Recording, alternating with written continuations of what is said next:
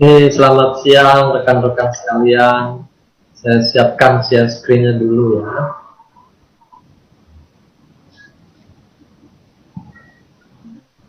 Nah, rekan-rekan sekalian, kita hari ini mau mendalami ya mengenai sistem imun dan produk kita, baik institusi maupun SOP Subarasi.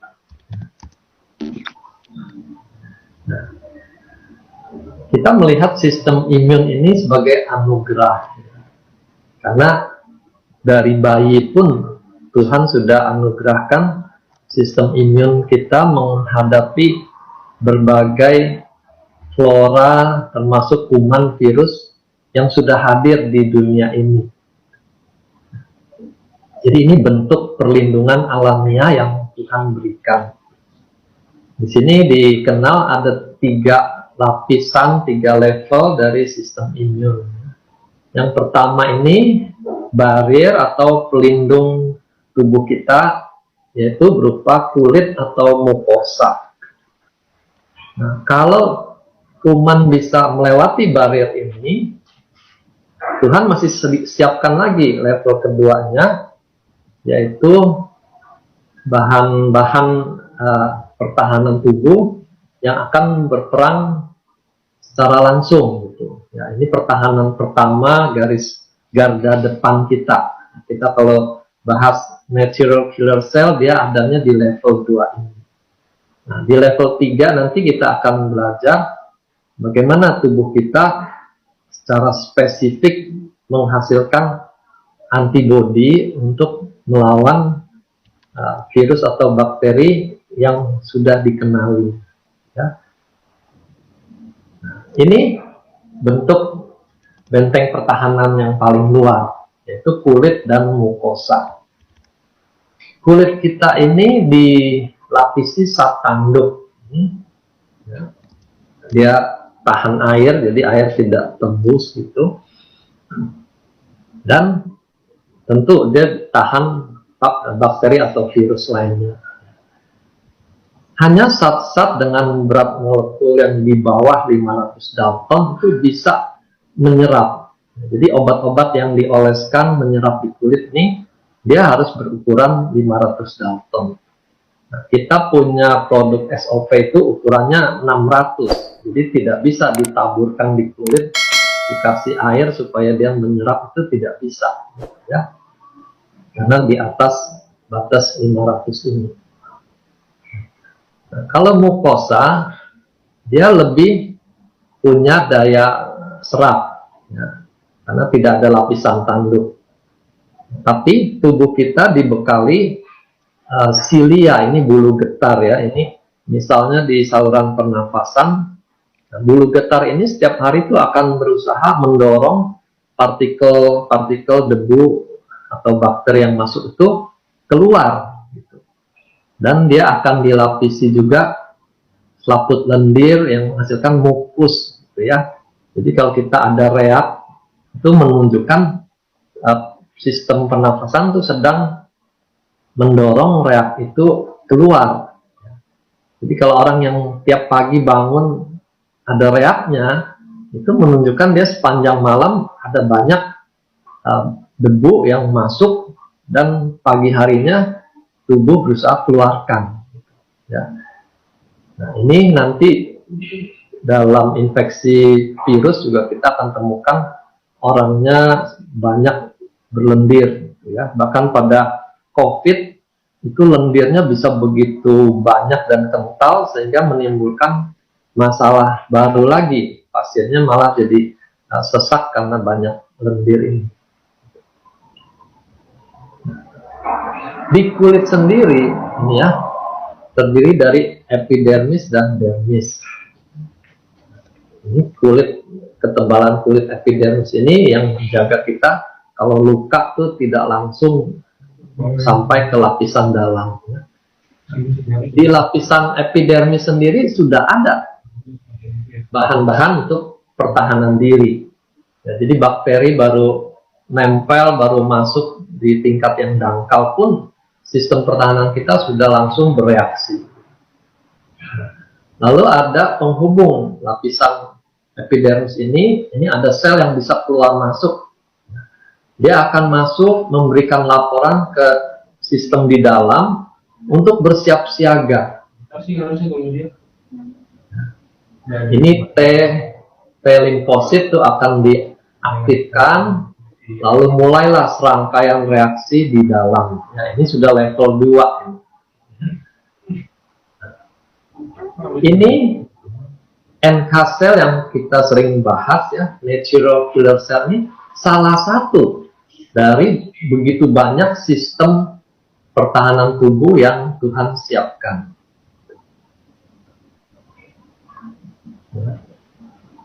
Jadi di sini NK cell, lalu ada T limfosit dan ada B limfosit itu yang akan menjadi tokoh utama. Nah, ini dikenal tersendiri sistem pertahanan limfoid di jaringan kulit. Jadi selain sebagai benteng, dia juga dibekali dengan polisi untuk bersiap siaga menghadapi apapun yang masuk ke dalam tubuh. Ya, macam-macam. Ada sel dendrit, sel beta, sel B, sel T, gitu ya. Nah, ini sel T juga nanti ada macam-macam lagi jenisnya. Sel T yang masih naif, istilahnya yang belum pernah kenal dengan bakteri apapun, sampai sel T yang sudah lebih siaga mengenali musuh tertentu. Ya, ada begitu banyak macam. Nah, makrofag ini sel yang besar. Ini dia bisa menelan. Ya, kuman-kuman itu dia telan, dia hancurkan di dalam tubuhnya. Nah, ini kembali lagi NK cell ini salah satu dari pasukan ini. Jadi Utsukushi mengaktifasi NK cell ini di bagian ini. Nah, nanti antibodi akan dihasilkan oleh B cell ini, sel B. Kita dilengkapi suatu sistem, jadi bukan hanya area lokal, tapi sistem yang melibatkan seluruh tubuh kita. Jadi kalau dia masuk lewat saluran nafas, saluran cerna, atau di mata, itu yang bertahan adalah membran mukosa, ya, selaput mukosa.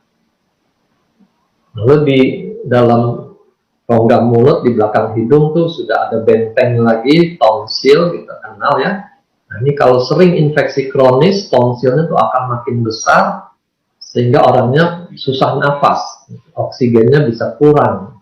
Ini menyebabkan dia harus dioperasi, dibuang tonsilnya. Nah, kalau dia masuk lebih jauh, kita punya sistem kelenjar limfe ini. Ya, ada banyak di leher, di ketiak, di lipat paha. Ini semua benteng-benteng untuk pertahanan. Ya. Lalu sumsum tulang kita ini yang nanti akan memproduksi sel-sel pertahanan tubuh. Ini pabriknya di sini. Ya. Dan timus ini bagian dari pematangan sel limfosit tuh supaya mereka benar-benar mengenali musuhnya secara spesifik. Selain dia berdiri sebagai satu sistem, dia juga mempunyai networking. Ya. Jadi networking itu ada di mana-mana, termasuk sistem imun kita. Lingkungan mempengaruhi. Lingkungan terlalu bersih tidak bagus, terlalu kotor juga tidak bagus. Di Amerika mereka menyadari anak-anak yang tinggalnya di rumah saja atau di apartemen saja, itu sistem kekebalan tubuhnya lebih jelek dibandingkan anak-anak yang tinggal di peternakan, ya, karena mereka leluasa bergaul dengan hewan-hewan, main di tanah gitu. Mereka mempunyai sistem kekebalan yang lebih baik. Ya, ini lingkungan mempengaruhi. Tapi kalau lingkungannya terlalu kotor juga tidak baik karena infeksinya akan sering terjadi. Lalu kromosom pria dan wanita nanti akan mempengaruhi komposisi hormon seksnya, juga berpengaruh pada sistem imun. Ya. Nah, satu lagi yang belakangan baru disadari nih peranan mikrobiom. Ya, mikrobiom tuh mikroba yang ada di tubuh kita. Ya, jadi penghuni tetap juga, baik di kulit maupun di usus. Gitu. Jadi rupanya mereka mempunyai peran yang baik buat sistem imun kita. Gitu. Jadi tidak semua bakteri itu jahat. Gitu ya. Ini kita mengenal bakteri baik karena dia membantu jejaring di sistem imun kita.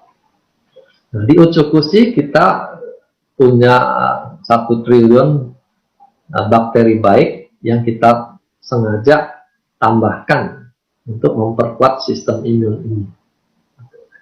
Nah, hasil dari sistem imun ini akan mempengaruhi ya, outputnya, misalnya pada vaksinasi.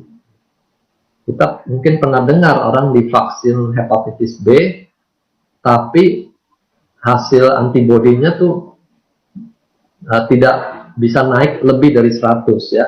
Angka keberhasilannya dia harus di atas 100.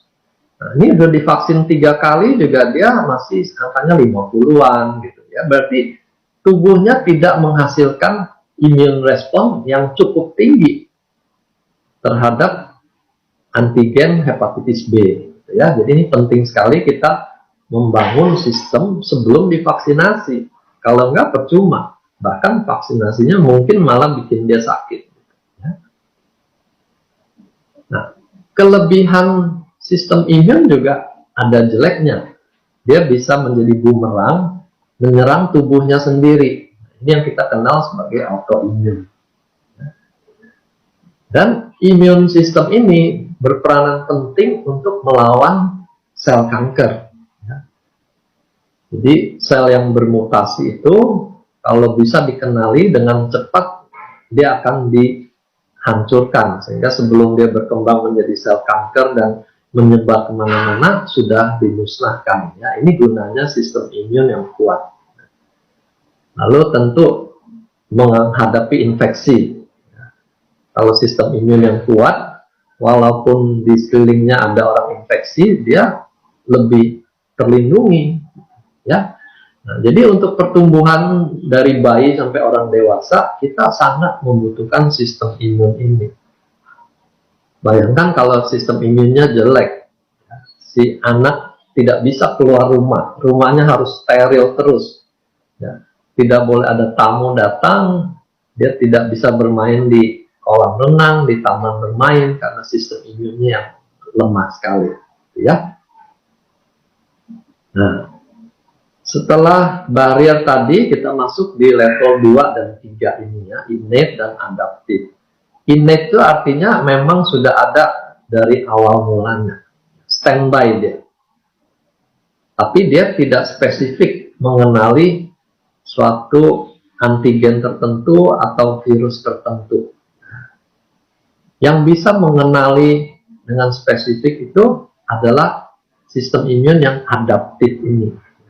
Jadi ini adalah perkembangan lebih lanjut dari sistem innate ini.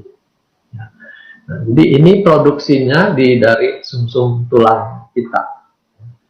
Dia menghasilkan sel darah merah, sel darah putih. Gitu.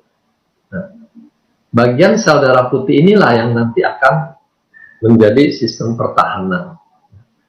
Tapi belakangan diketahui juga bukan hanya sel darah putih. Trombosit juga punya peranan nanti di dalam jejaring pertahanan sistem imun ini. Ya. Jadi ini semua sel-sel imun ini dihasilkan di sumsum tulang. Nah, kalau kita berikan subarasi, itu salah satunya meregenerasi, termasuk meregenerasi sistem imun ini juga, gitu ya. Jadi dia menyiapkan produksi sel-sel imun dengan baik. Gitu. Nah, nanti Ucukusi lebih spesifik lagi bekerja di sistem imun. Itu kerjasama kedua produk kita. Ini pertahanan yang tingkat 3. Ya, level 3 itu yang lebih spesifik. Kita mengenal 2 tokoh utama ya, limfosit B dan limfosit T. limfosit B ini khusus tuh menghasilkan antibodi nanti. Jadi ini akan bereaksi dengan antigen. Nah, jadi virus tuh mengandung antigen. Ini kalau cocok dia kenali virusnya, langsung virusnya ini akan dimusnahkan. Nah, ini pekerjaan antigen dan antibodi. Nah, sebaliknya kalau T limfosit, dia bekerja tuh dengan cara kimiawi, ya. Dia mengenali sel virusnya itu secara lebih umum, ya, tidak spesifik dengan antibodi. Tapi kalau dia sudah kenali ini sebagai benda asing, dia akan mengeluarkan bahan-bahan kimiawi untuk menghancurkan sel itu. Jadi ini seperti perang kimia kalau berhadapan dengan T limfosit ini. Bahan-bahan kimia ini yang kita kenal sebagai sitokin. Nah, jadi pada COVID kita kenal istilah badai sitokin ini ya di sini. Ya. Sitokinnya terlalu banyak sehingga peperangannya menjadi dahsyat gitu dan menimbulkan kerusakan sampingan yang cukup hebat juga. Nah, sitokin ini nanti bisa menghancurkan sel musuh itu dalam bentuk yang kita kenal apoptosis itu ya. Jadi dia bisa menyuntikkan bahan yang menyebabkan sel itu memulai program bunuh diri gitu. Jadi selnya tuh hancur dengan sendirinya secara alamiah. Nah, ini ramai sekali kalau kita membayangkan peperangan di badan kita menghadapi virus, bakteri ataupun sel tumor ini. Jadi ini sudah level 2 dan level 3 di sini ya. Perang kimia, perang antibodi. Sistem imun ada masalahnya tersendiri. Jadi ada penyakit imunologis. Nah, problemnya di sini. Yang pertama, kalau sistem imunnya itu lemah. Misalnya kita sudah kenal tuh pasien HIV dengan AIDS gitu ya.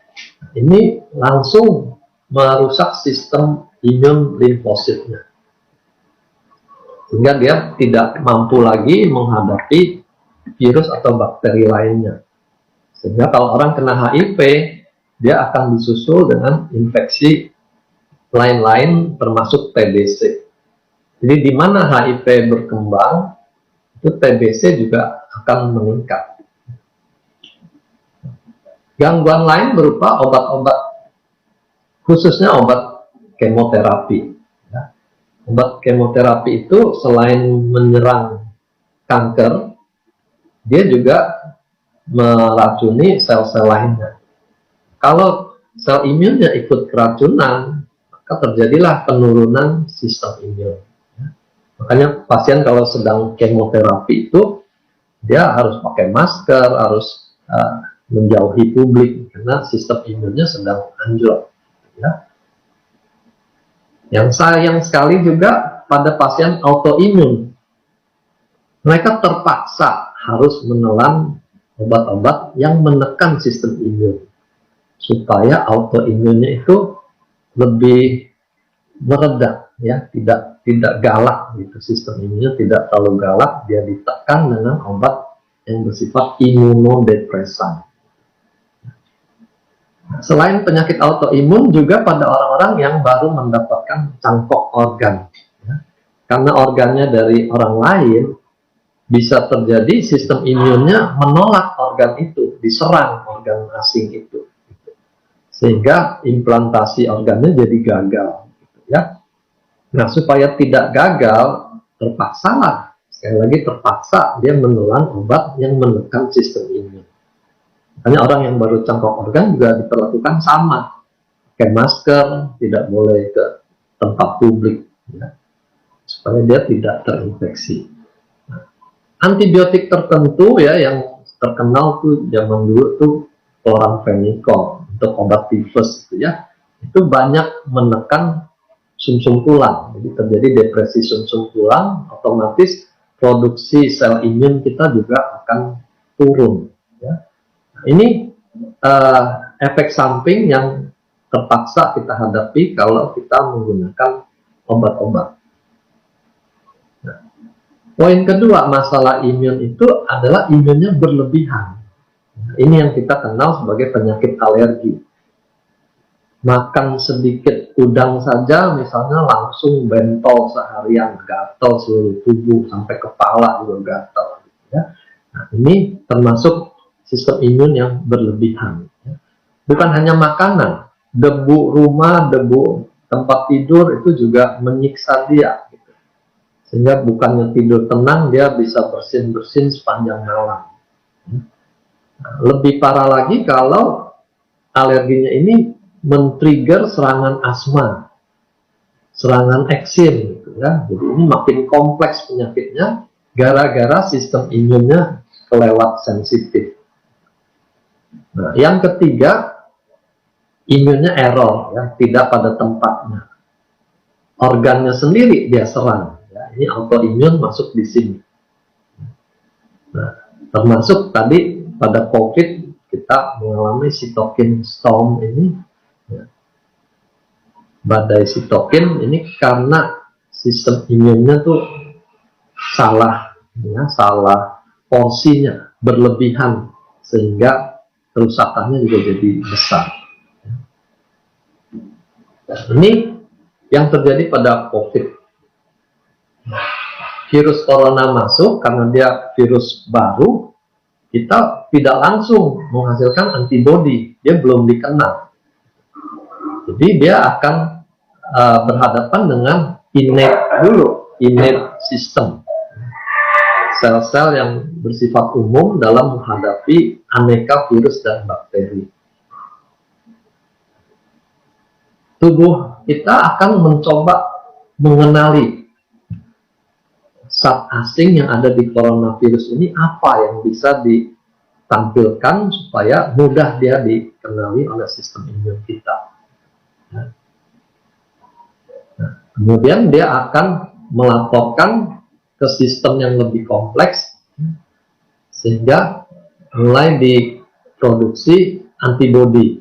Ya, lewat plasma sel ini keluarlah ini antibodi banyak. Nah, sayangnya ini perlu waktu. Gitu. Jadi pada virus corona minimal 2 minggu baru bisa tubuh menghasilkan antibodinya. Ya. Nah, sebagian itu akan disimpan di memori B cell. Ya, ini sistem memori untuk mengenali kalau bulan berikutnya ada virus corona lagi datang, dia lebih cepat lagi bereaksinya. Tidak usah tunggu 2 minggu, sudah langsung dinetralisir. Nah, kemudian sebagian dia akan merangsang T-cell, ya, limfosit T ini, dan dia akan menyerang secara kimiawi. Jadi, sel yang mengandung virus corona ini akan dibanjiri dengan bahan kimia sehingga selnya mati, berikut virus di dalamnya. Ini cara tubuh kita melawan coronavirus ini. Nah, kita menunggu vaksin itu dengan tujuan kita sengaja memasukkan corona yang sudah dilemahkan atau antigennya saja yang kita masukkan sehingga terjadi reaksi seperti ini dan tubuh kita siap kalau sewaktu-waktu corona yang beneran, ya, yang seutuhnya nempel pada selaput mukosa kita. Kalau ini slide menghadapi sel kanker. Di sini peranan natural killer cell lebih besar lagi. Ya. Jadi semua tumor itu ada antigennya. Tinggal masalahnya apakah sistem imun kita bisa mengenali antigen tumor itu atau tidak. Kalau bisa dikenali, dia dengan cepat akan dimusnahkan sebelum dia berkembang. Ya. Tapi sel kanker ini juga cerdik. Dia berusaha menyembunyikan antigen itu sehingga tidak dikenali oleh tubuh kita. Dan dia punya waktu yang cukup untuk mengembangkan diri, bahkan sampai menyebarkan diri, dan sistem imun kita masih tetap tidak bisa mengenalinya. Ya. Nah, di sini ada peranan sel yang secara khusus tuh menggali antigen tersembunyi ini supaya bisa dikenali. Kalau ini bisa terjadi, mulailah rangkaian reaksi pertahanan tubuh yang kita sudah bahas tadi, ya. Nah, baik sel T maupun nanti sel B. Tapi di sini lebih banyak peranan sel T karena dia akan menghancurkan sel tumor tuh lewat bahan kimianya, ya, perang kimia tadi. Jadi ini sel T yang sudah aktif, dia akan semprotkan bahan-bahan yang bisa membuat sel kanker ini hancur. Ya. Nah, ke depan juga peperangan melawan sel kanker akan difokuskan pada mekanisme ini. Kita tidak lagi menggunakan kemoterapi yang punya efek buruk terhadap sel sehat, gitu ya. Jadi para ahli mencoba menggali lebih dalam bagaimana mengaktifkan sel tubuh kita tuh supaya lebih cepat mengenali sel kanker ini. Kalau bisa dikenali aja, dia otomatis akan menghancurkan sel kanker. Tinggal kita mensupport dengan aneka bahan supaya sistem sel imun kita ini bisa diproduksi dengan baik, ya, baik. Gizinya cukup, lalu kita tambahkan nutrisi yang secara spesifik bekerja di sistem imun. Ya. Jadi disinilah kita punya harapan melawan penyakit kanker lewat peranan suplemen khusus yang kita miliki ini. Khususnya dari Utsukushi, risetnya adalah di NK cell ini, natural killer cell. Karena dia nanti akan berperanan lewat sitokin ini menghancurkan musuh. Ya. Jadi ini yang sudah teraktivasi NK cell-nya itu akan menjadi galak, ya. Dia akan membanjiri sel yang terinfeksi ataupun sel kanker dengan bahan-bahan kimia sehingga hancur selnya. Atau dia membangun jejaring lainnya. Ya. Kita lihat tadi ada banyak sel-sel pertahanan tubuh lainnya. Nah, NK sel ini yang berperanan memberikan informasi ke sistem yang lain-lain supaya mereka semua juga siap tempur. Masing-masing punya peranannya, baik sel T maupun sel B. Nah, sel T juga nanti akan berperan dengan mekanisme kimiawi, sel B dengan antibodi. Ya. Jadi jejaring ini diaktifkan salah satu lewat NK cell ini. Tadi disinggung mengenai gender sistem imun kita, ya. Para ahli menemukan wanita itu ternyata mempunyai sistem imun yang lebih baik dari laki-laki. Ya. Jadi jangan melihat postur tubuh laki-laki lebih berotot, lebih kuat, gitu ya. Tapi dalam hal sistem imun, wanita lebih kuat. Ya, kita maklumi karena dia harus melindungi janin pada saat dia hamil. Otomatis dia harus punya sistem pertahanan yang lebih kuat. Tapi ada resikonya, pertahanan yang lebih kuat ini ternyata juga membuat kaum wanita tuh lebih rentan mengalami autoimun. Ya. Nah, ini diperlukan keseimbangan tubuh kita tuh di sini. Jangan sampai terlalu kuat malah jadi bermasalah. Lalu pada saat perubahan hormonal, terutama saat menstruasi, ya, terjadi hormon imbalance tuh, estrogen, progesteron turun. Ini terbukti juga menurunkan fungsi imun. Makanya pada masa haid ini mereka lebih rentan untuk mengalami sakit. Jadi kalau pekerja cuti haid karena sakit, harap dimaklumi, ya. Pekerja pria jangan iri karena memang sistem imunnya sedang turun saat itu. Nah, kaum pria dia lebih kurang resikonya mengalami autoimun. Tapi dia tetap bisa mengalami autoimun, cuma dibanding wanita dia lebih kurang. Tapi kerugiannya, dia lebih rentan terkena kanker karena sistem imunnya tidak sebaik wanita. Khususnya dikenal androgen, ya, hormon testosteron, hormon yang dibanggakan kaum pria supaya jantan itu ternyata punya efek negatifnya, dia mengurangi respon peradangan. Dia malah menetralisir reaksi radang yang justru dibutuhkan pada saat orang mengalami infeksi. Jadi di sini sekali lagi kita lihat, kita berhadapan dengan keseimbangan yang sangat sensitif. Begitu keseimbangan terganggu, kita berhadapan dengan penyakit lebih besar. Disinilah kita perlu, kalau melakukan sesuatu yang meningkatkan kesehatan, lakukanlah secara teratur, jangka panjang. Ya. Jangan hanya disupport 1 bulan, tapi kita perlu support jangka panjang. Ya. Nah, sekarang kita lihat peranan Utsukushi. Ini 3 paten yang kita sudah sering bahas, ya, anti tumor, mengaktifkan sistem imun, dan khusus di liver itu pada pasien hepatitis, dia terbukti bisa memperbaiki sel-sel hatinya yang ditandai dengan enzim yang menurun, ya, indikator kerusakan hati itu enzimnya naik. Ternyata dengan memberikan Utsukushi, enzimnya bisa normal.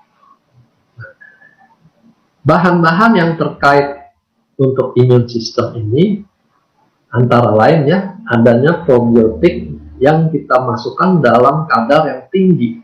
Ya. Kita sering dengar kata 1 triliun mikroba yang baik kita berikan. Ya. Nah, karena ternyata di usus kita ini tadi penghuninya sudah ada di sana, ya, bakteri baiknya. Tapi tentu selalu ada bakteri jahat ikut masuk ke sana. Kalau kita makanan tercemar, ada basi-basi sedikit gitu, nah itu bakteri jahat masuk. Di sini keseimbangan flora usus itu menentukan kita akan jadi diare atau tidak. Ya, kalau flora ususnya kuat, kita aman-aman saja. Tapi kalau flora ususnya normal, dia sangat mudah mengalami diare. Kalau kita lihat wisatawan asing itu, kalau ke Indonesia makan itu, mereka lebih sensitif mengalami diare. Itu dikenal sebagai traveler's diarrhea, ya. Itu karena kuman ususnya tidak siap menghadapi kuman yang masuk lewat makanan. Jadi di sini kita sengaja memasukkan probiotik supaya sistem usus kita lebih kuat. Ya. Lalu ada bahan tambahan lagi yang kita kenal fucoidan. Ini sudah lama dikenal, tuh sanggup mengaktifasi sistem imun melawan kanker. Gitu ya. Ini sudah terbukti lama. Nah, ditambah lagi bahan-bahan antioksidan. Ini untuk berjaga-jaga supaya reaksi peradangan jangan sampai menimbulkan kerusakan yang berlebihan terhadap sel-sel lainnya. Ya.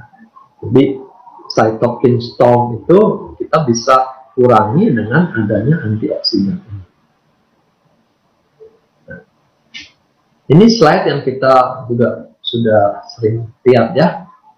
Ada 9 ingredient utama. Di sini 3 yang di kanan ini yang berhubungan dengan sistem imun. Ya. Ada probiotik 2 dan ada fucoidan 1. Selain probiotik dan fucoidan, kita menambahkan zat-zat antioksidan yang kuat. Resveratrol ini dari anggur. Ini antioksidan yang bisa menembus sampai ke otak. Jadi infeksi otak pun kita bisa bantu mengurangi tingkat kerusakannya dengan antioksidan yang ada di sini. resveratrol dan juga glutathione. Ini master antioksidan.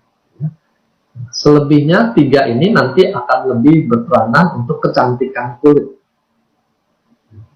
Kolagen itu untuk kekencangan dan kelembapannya. Kiwi seed ini punya peran khusus tuh melawan jerawat. Lalu pineapple ini juga pada peradangan sangat dibutuhkan. Jadi ini keseluruhannya membuat Utsukushi itu bisa digunakan untuk health and beauty, health-nya untuk sistem imun, beauty-nya untuk kondisi kulitnya. Nah, ditambah lagi efek detox ususnya, dia bisa membuat usus kita lebih sehat dan otomatis penyakit lain-lain itu juga akan berkurang. Peranan Subarashi di mana dalam sistem imun? Kita mengenal peran SOP ini regenerasi sel. Nah, disinilah regenerasi mencakup regenerasi pada sumsum tulang yang memproduksi aneka sistem sel imun. Jadi dengan meregenerasi ini, sel imun kita juga diperbaiki. Mereka riset penelitiannya, SOP ini akan meningkatkan IGF-1, insulin-like growth factor tipe 1. Dan para ilmuwan mengenal peran dekat IGF-1 dengan stem cell. Jadi kalau IGF-1-nya meningkat, stem cell-nya juga akan ikut meningkat. Karena kita tidak bisa menghitung jumlah stem cell yang beredar. Nah, peran kedua, dia melancarkan darah dan anti-agregasi trombosit. Ini penting pada khususnya kasus COVID misalnya. COVID itu ternyata selain infeksi, dia juga menimbulkan trombosis di berbagai tempat. Makanya dia bisa merusak ginjal, merusak otak, merusak jantung nih. Salah satu karena terjadi trombosis yang berlebihan. Subarashi ditambahkan bahan anti-agregasi trombosit. Jadi ini sangat menolong pada peradangan yang hebat. Peradangan yang kronis pun bisa meningkatkan trombosis pada organ-organ. Peradangan kronis itu misalnya pada penyakit autoimun di usus, Crohn disease, itu irritable bowel syndrome, itu peradangan yang setiap hari terjadi. Ya, salah satu efek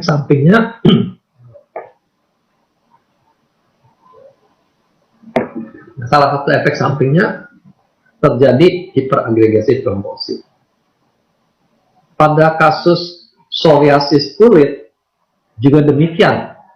Peradangannya berlangsung terus dan sudah diketahui orang-orang yang psoriasisnya parah itu lebih beresiko untuk mengalami serangan jantung, karena terjadinya hiperagregasi trombosit ini. Jadi Subarashi penting sekali pada semua pasien yang mengalami radang kronis, radang menahun. Lalu satu lagi yang kita dapatkan, pengguna SOP ini mengalami perbaikan pada alerginya. Bahkan mereka yang autoimun juga mengalami perbaikan. Jadi di sini terjadi sesuatu yang membuat sistem imun yang error tadi, yang berlebihan, itu bisa tenang lagi. Kita belum tahu bagaimana mekanismenya. Tapi dari segi imunologi ada satu peranan sel T-cell, yang disebut regulatory T-cell, dia yang berperan mengerem kalau terjadi reaksi imun yang berlebihan, Jadi rupanya pada kasus alergi dan autoimun, regulatory T-cell ini kurang berperan. Jadi secara teoritis saya bisa katakan mungkin saja SOP Subarashi kita memperbaiki peranan regulatory T-cell ini sehingga terjadi perbaikan alergi dan perbaikan autoimun, ya, tanpa kita harus masukkan obat yang menekan sistem autoimun. Nah, ini sangat menguntungkan karena kalau kita menekan sistem autoimun, orang itu sensitif menderita infeksi lainnya.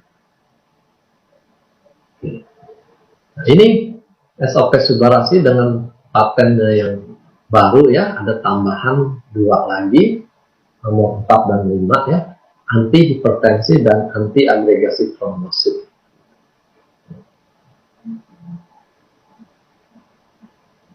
Kapan kita perlu dua-duanya masuk? Kita mulai dari yang berat, ya, sel kanker, sakit kanker. Kita butuh keduanya. Subbarasi untuk meregenerasi sel sehat, juga meregenerasi sumsum tulang untuk menghasilkan sel imun. Sementara utsukusinya untuk lebih mengaktifkan sel imun itu melawan kankernya. Ya, di sini jelas kita butuh dua-duanya. Yang kedua, kondisi orang dengan sakit lama, dengan komplikasi, peradangan kronis. Ini kita butuh dua-duanya. Ya. Karena pada pasien dengan penyakit yang lama, tentu kerusakan sel lebih banyak. Apalagi dia dengan komplikasi yang macam-macam. Kerusakan sel di organ-organ lain juga lebih banyak lagi. Di sini kita perlu kedua macam produk ini. Nah, salah satu penyakit itu jadi banyak karena kondisi usus yang tidak baik. Penyakit metabolisme itu melibatkan seluruh sistem. Di situ kita butuh detox usus tambahan, ya, misalnya diabetes, kolesterol. Di sini kita perlu tambahkan utsukusi, walaupun bintangnya ada di Subbarasi untuk meregenerasi sel-sel, ya. Tapi kita butuh utsukusi untuk membantu detoxnya. Tinggal nanti komposisinya, mana yang butuh Subbarasi lebih banyak, mana yang butuh utsukusi lebih banyak. Ya. Kalau infeksi kanker, jelas butuh utsukusi lebih banyak. Tapi kalau dia perlu regenerasi sel, dia butuh Subbarasi lebih banyak. Nah, khusus pada autoimun, kita mesti lebih hati-hati, ya, karena para pakar autoimun itu sudah memberi peringatan pada pasien-pasien autoimun. Jangan makan produk-produk yang bisa mengaktifkan sistem imun, gitu, ya. Itu peringatan para ahli pada semua pasiennya, ya. Kita harus sejalan, sinergi, jangan saling kontradiksi dengan para pakar itu. Jadi kalau mereka sedang memberikan obat yang menekan sistem imun, lalu kita masukkan bahan yang mengaktifkan sistem imun, kan jelas kelihatan itu bertubrukan, ya. Nah, dokter yang menangani pasien autoimun tentu saja akan melarang. Jadi kita jangan tersinggung, kita maksudnya baik dilarang, ya. Dia juga maksudnya baik, gitu. Jadi kita sinergikan maksud baik dari kedua pihak, ya. Jadi kita berikan dulu SOP supaya sistem imunnya diperbaiki, dinetralisir, ditenangkan peradangannya. Nah, kalau ini sudah oke, baru kita masukkan utsukusi untuk membantu detox ususnya, ya. Kenapa perlu ini? Karena salah satu diketahui kalau terjadi leaky gut syndrome, jadi ususnya itu bocor, itu kemungkinan terjadi alergi dan autoimun meningkat, gitu. Jadi kita mau bantu di perbaikan kondisi usus lewat utsukusi ini, ya. Jadi setelah SOP masuk, dia sudah tenang, tidak ada reaksi detox, baru kita mulai tambahkan utsukusi. Takarannya jangan tinggi, ya. Saya selalu ingatkan, start low, go slow. Karena reaksi detox itu bisa membuat flare, kekambuhan pada penyakit autoimun.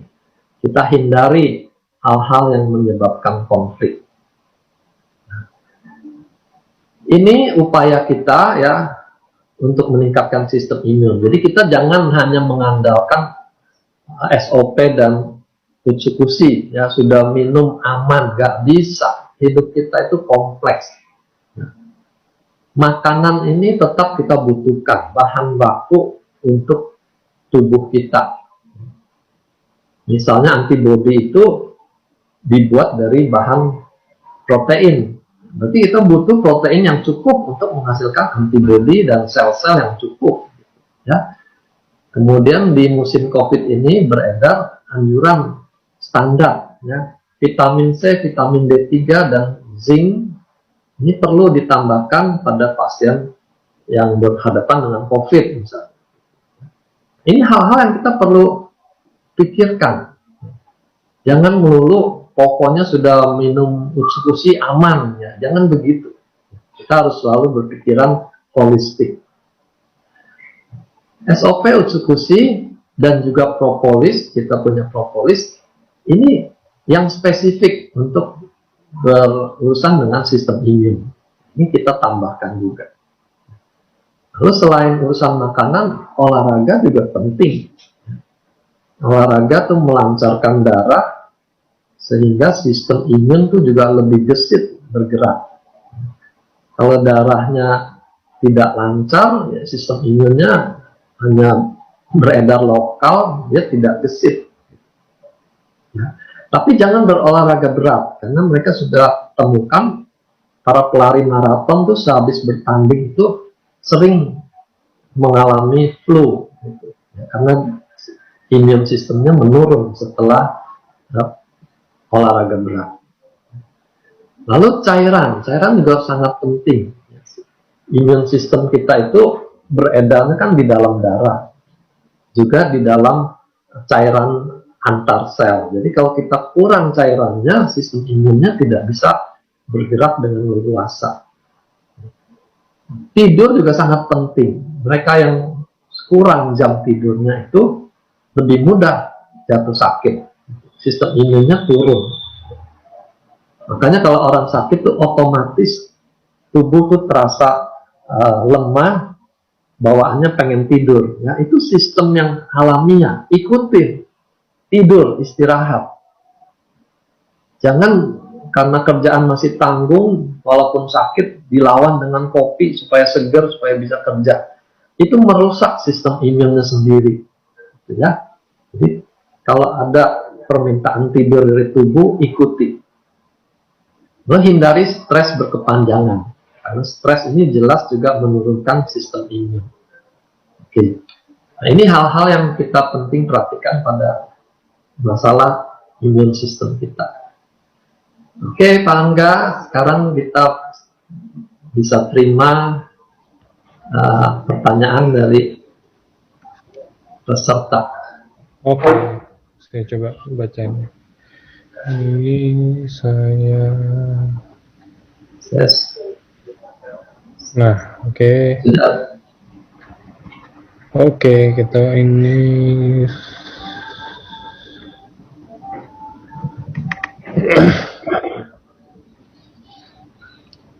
Tidak ada yang nanya? Ada dok, ini saya lagi ini bentar. Ini tentang autoimun, tidak dikasih tahu dulu. Oke, ini ada member autoimun, nggak dikasih tahu sama dokter spesialis kulit kalau ini tergolong autoimun apa. Pertama, konsumsi SOP 100 lagi itu dan unsekusi masing-masing 1 box di bulan pertama. Ada perubahan, luka-lukanya semakin kering.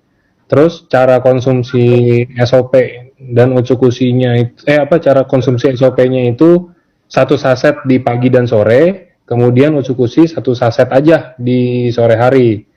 Nah, terus sekarang karena beralih ke SOP Subarasi, luka-lukanya tuh jadi makin banyak. Konsumsi Subarasi pagi dan sore masing-masing 1 saset.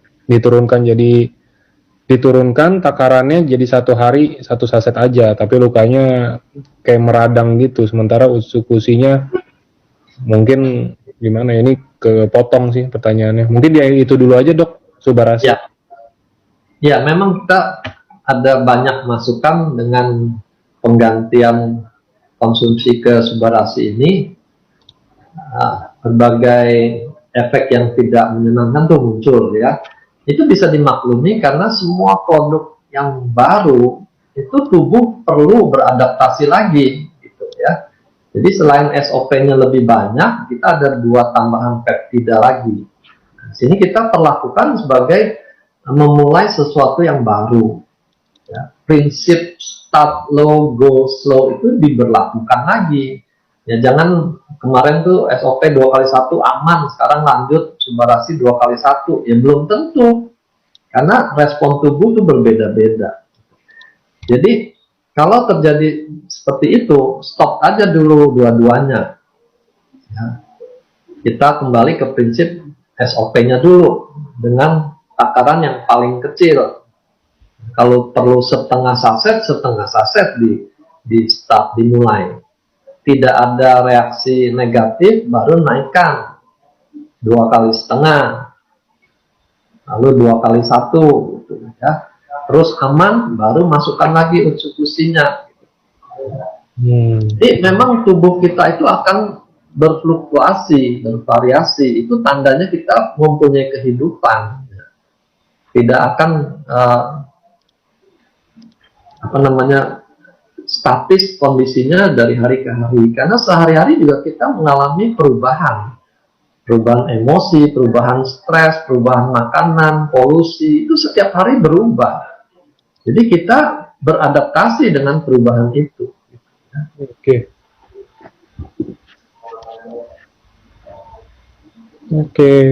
Oke, selanjutnya ada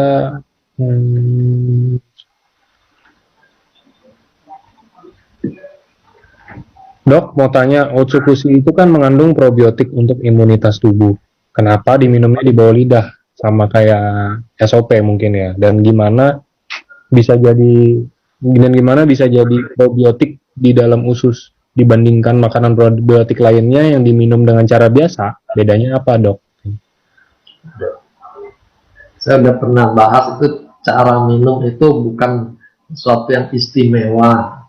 Yang penting itu dia konsisten dan jangka panjang, itu lebih menentukan. Nah, kalau soal bawah lidah itu karena ukuran SOP yang molekulnya relatif kecil ya, 600 Dalton, dia bisa diserap di mukosa mulut gitu. Jadi mulai dari mulut pun sudah bisa diserap. Tapi kalau Otsukushi dia ukurannya lebih besar. Dan memang titik tangkapnya itu lebih di usus. Jadi kita larutkan, kita minum karena memang tujuannya supaya sampai ke usus. Jadi tidak ada keharusan Otsukushi itu diminumkan di mulut. Dua-duanya tidak ada keharusan. Itu fleksibilitas aja. Ada yang merasa susah, repot cari air untuk aduk-aduk, lebih cepat dituangkan langsung diminum gitu ya. Apalagi kalau pasien ada pembatasan cairan, orang ginjal, orang yang gagal jantung itu tidak boleh minum banyak. Itu silakan dia minum langsung di mulut. Mau di atas mau di bawah itu kalau dikulum-kulum sama saja, itu akan menyerap juga. Kan air lidah kita menjadi pembawanya. Air lidah itu pasti akan mencari tempat terendah, ya, masuk juga dia ke bawah lidah. Mau taruh di atas lidah juga dia tetap akan ke bawah lidah juga. Ya, kadang-kadang kita terlalu kaku sih dalam bikin aturan. Tapi yang pasti kalau dia minum langsung itu bisa menjadi media promosi, dia lebih gaya minumnya di media sosial daripada aduk-aduk. Oke.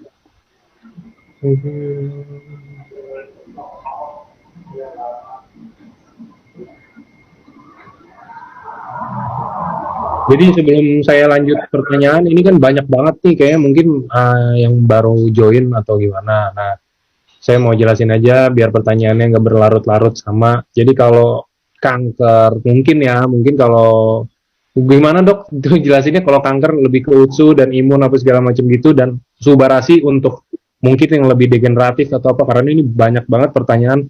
Saya diabetes, konsumsi apa ya bagusnya produk KFC? Nah itu ya kan daripada kita Ya, berlarut-larut di pertanyaan gitu, mendingan kita jelasin sekali deh dok gitu. kita ulangi lagi jadi ya. Ya sekali lagi. Subarasi itu punya peranan utama regenerasi. Berarti targetnya itu sel-sel sehat itu dipulihkan lagi. Gitu. Hmm. Ya. Kalau Utsukushi itu lebih meningkatkan sistem imunnya. Ya, jadi tergantung kasusnya sekarang lebih ke arah mana. Kalau dia kencing manis, membuat kerusakan, degenerasi jadi dia lebih cepat tua, ya kita lebih butuh subarasi, nggak usah ditanya lagi tuh. Kalau dia menghadapi infeksi, kanker, ya dia lebih butuh Utsukushi. Ya. Nah, ini untuk yang kondisi belanjanya tuh harus ngepas, harus pilih salah satu, begitu cara pilihnya. Tapi kalau penyakitnya memang komplikasi, dia butuh dua-duanya, ya kita berikan dua-duanya. Tapi mana lebih banyak? Itu kembali lagi tujuannya kemana?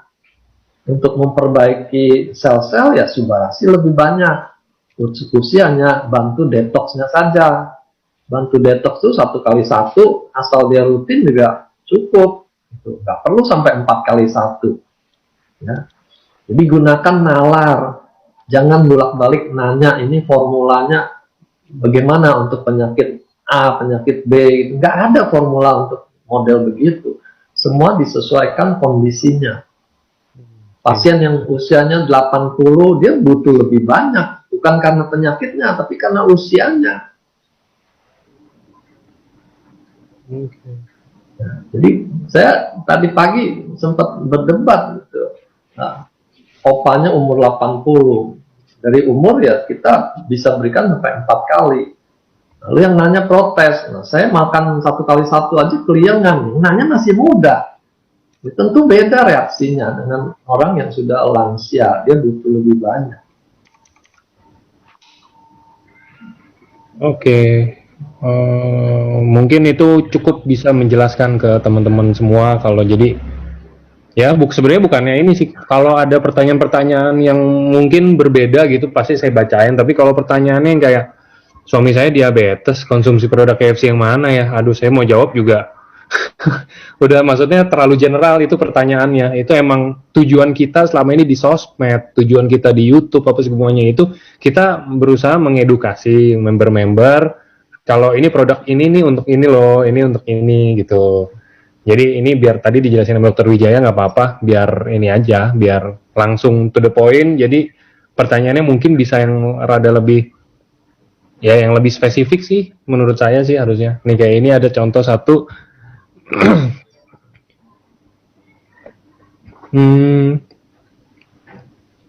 sakit autoimun RA minum SOP 100 2 bulan lepas obat diganti subarasi minum jalan 1,5 bulan subarasinya itu 2x1 per hari. Nah sekarang sendi tangan dan lain-lainnya sakit apa takarannya mungkin harus dikurangin atau apa ini memang efek detox dari subarasi dan utsukushi bisa membuat jadi sakit sendi mungkin jadi berpengaruh atau gimana dok? Ya, itu tadi saya ingatkan. Pada autoimun itu, reaksi detox itu bisa menimbulkan flare. Bisa kambuh dia. Jadi mulai dengan SOP. Nah, karena SOP diganti subarasi, mulainya juga adaptasi lagi dari depan. Ya, karena tubuh kita kan belum mengenal dua peptida yang baru itu. Jadi diperkenalkan pelan-pelan supaya efek detoxnya tidak terlalu hebat. Ya. Dikurangi, kalau perlu di stop dulu biar reda. Nah, mulai lagi masuk subarasi takaran rendah, naikkan secara bertahap, tidak ada reaksi negatif, baru tambahkan utsukushi kalau diperlukan. Itu aja, itu prinsip untuk semua kondisi. Ya.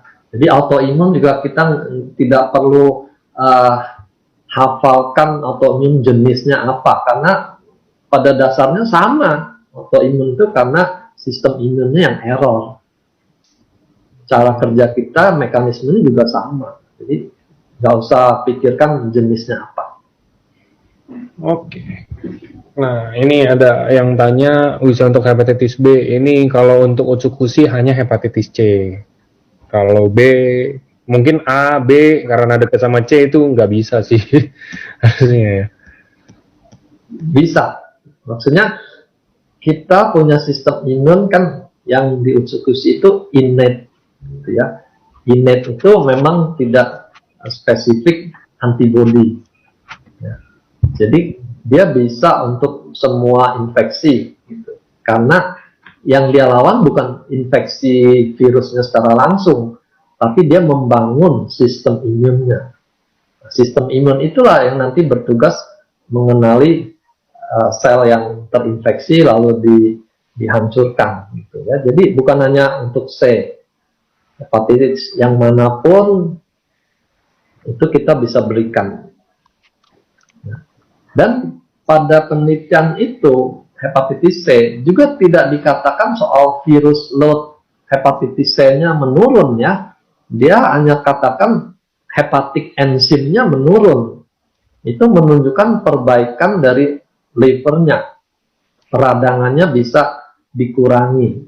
Ya, karena kalau peradangan berjalan terus, selnya itu bisa mengalami sirosis dan suatu waktu menjadi kanker.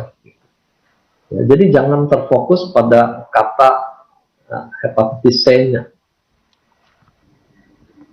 Oke, ini dok, mohon pencerahan, pasien gagal ginjal, udah cuci darah 2 kali seminggu, berapa saset takarannya untuk konsumsi Subarasi perharinya?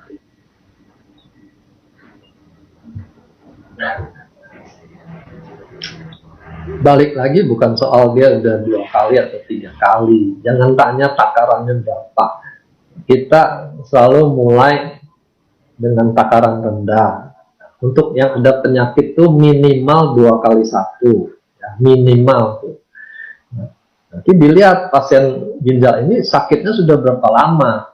Ada faktor pencetus lainnya apa? Kencing manis, darah tinggi gitu. Ini makin banyak komplikasi, kita akan butuh takaran yang lebih banyak, gitu ya. Khususnya SOP ya. Cuma bukan berarti makin banyak makin baik. Situ kita perlu pikirkan keseimbangannya. Ya. Jadi pasien ini umurnya berapa, beratnya berapa, tentu ada perkiraan. 3 kali 1 cukup nggak? 4 kali 1 cukup nggak? Kalau cukup ya cukuplah, tidak usah ditambahkan terus. Jadi jangan minta resep ini persisnya berapa kali berapa, tidak akan ada. Oke, pada penderita otak kekurangan dopamin. Nah, ini dok, untuk penderita otak kekurangan dopamin, kira-kira bisa terbantu nggak dengan Subarasi atau Utsukushi? Kita tidak akan fokus juga yang terlalu detail ya. Apakah akan menaikkan dopamin, akan menaikkan serotonin, kita mana tahu. Yang kita tahu itu adalah dia meregenerasi selnya. Kalau sel yang memproduksi dopaminnya bisa diperbaiki, ya otomatis dopaminnya akan meningkat. Ya. Jadi kita ini bukan obat. Kalau orang Parkinson dikasih obat Parkinson, memang dia secara spesifik merangsang produksi dopamin. Nah, produk nutraceutical tidak seperti itu cara kerjanya. SOP itu hanya meregenerasi sel yang menghasilkan dopamin itu. Kalau memang bisa terkejar selnya itu bertambah baik, ya otomatis produksinya juga akan lebih baik, gitu ya. Tapi kita tidak pernah mengklaim bahwa ini akan menaikkan dopamin. Jangan bolak-balik tanya soal label penyakit dan kimia-kimia indikator itu. Apakah akan menaikkan nitric oxide? Bukan begitu cara kerja kita. kita bekerja lebih general, regenerasi sel dan aliran darah. Kalau dua hal itu bisa diperbaiki, semua kondisi mestinya akan membaik. Nah, membaiknya apakah bisa memajukan penyakit yang ada sekarang, itu dilihat individual, tidak bisa disamaratakan. Gitu ya. Makanya kita juga tidak bisa mengandalkan testimoni. Oh bisa tuh pada pasien itu bisa membaik Parkinsonnya. Ya belum tentu itu terjadi juga pada pasien yang lainnya. Karena kondisinya kan berbeda-beda. Ya, diusahakan dari takaran yang kecil sampai 4x1, kalau perlu 3x2 itu yang biasa takaran tinggi itu diupayakan. Dan jangka waktunya kita batasi itu 6 bulan. Kalau 6 bulan tuh sama sekali tidak ada kemajuan, tidak usah diteruskan. Karena berarti regenerasinya tidak bisa mengejar penyakitnya. Oke.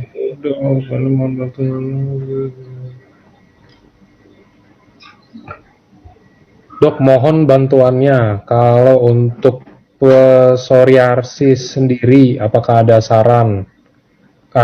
Kakak saya udah 17 tahun psoriasis itu, tapi belum kunjung sembuh juga dan baru ingin mencoba produk EFC. Kira-kira apa kombinasi atau satu aja mungkin atau apa dok? Psoriasis termasuk di autoimun itu mulai dengan subarasi. Dari 1x1 perhatikan apakah terjadi flare tambah hebat gitu, kurangi. Kalau tidak terjadi boleh kita naikkan 2x1 sampai 4x1, tergantung dia berapa lama, berapa parah. Oke, dok.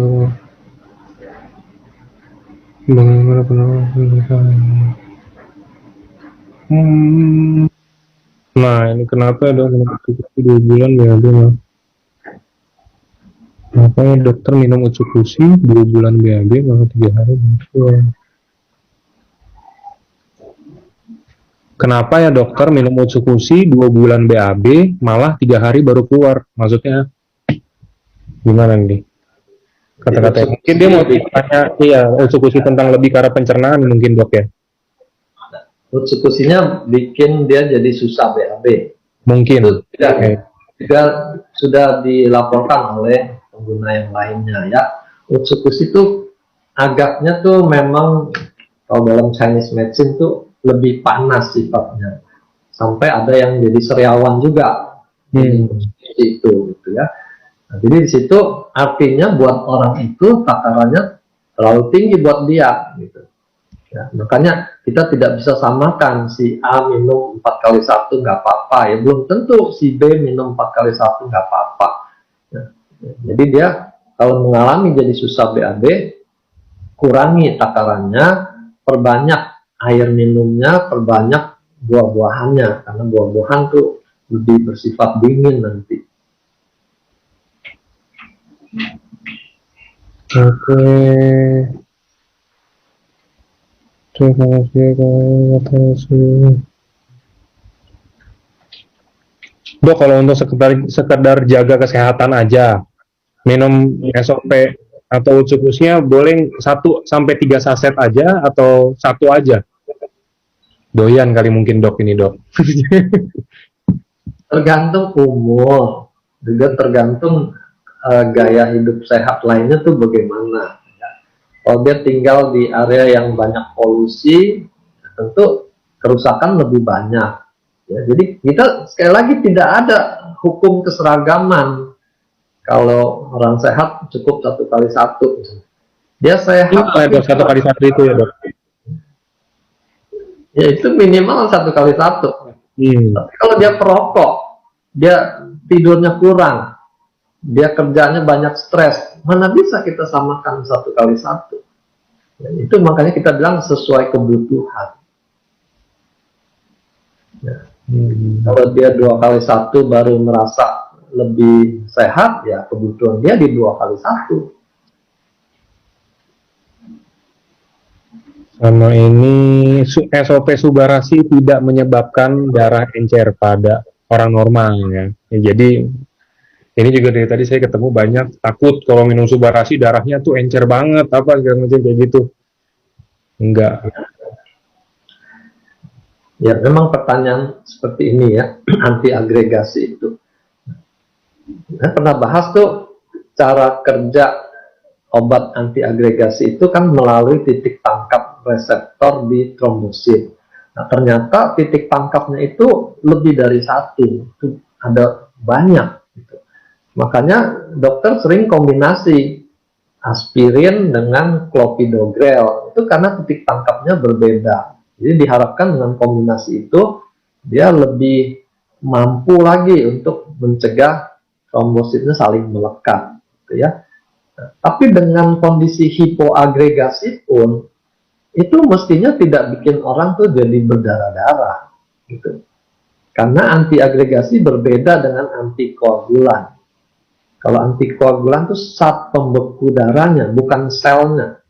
Nah, itu yang berperanan lebih kuat tuh menimbulkan perdarahan spontan. Gitu, ya.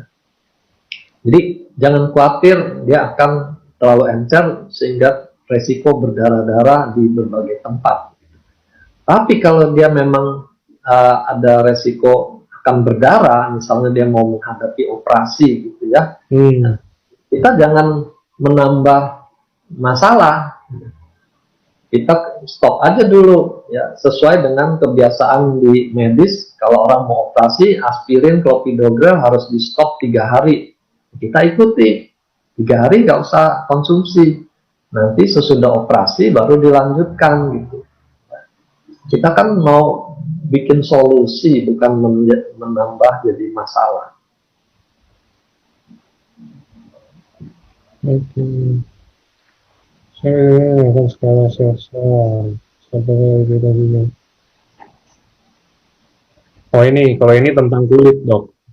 Saya lagi hamil 30 minggu, rencananya saya akan sesar. Kalau konsumsi Subarasi dan Utsukushi buat ngilangin luka, maksudnya ngilangin bekas luka gitu ya dok ya. Mendingan dikonsumsi dari sekarang atau nanti setelah operasi atau gimana? Tujuannya sih ini saya ingin supaya bekas sesar nanti cepat kering. Selesai operasi itu kan berarti semua perdarahan itu sudah diikat rapi, dia tidak terjadi perdarahan, baru dimulai. Nggak usah buru-buru untuk konsumsi Subarasi ini.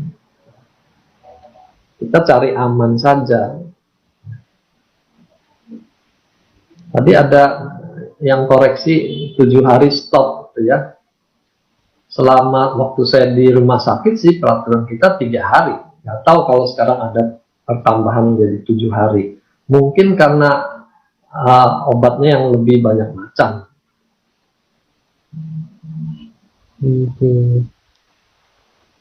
Kemudian operasi dengan anemia. Kalau anemia dok, ini anemia aplastik.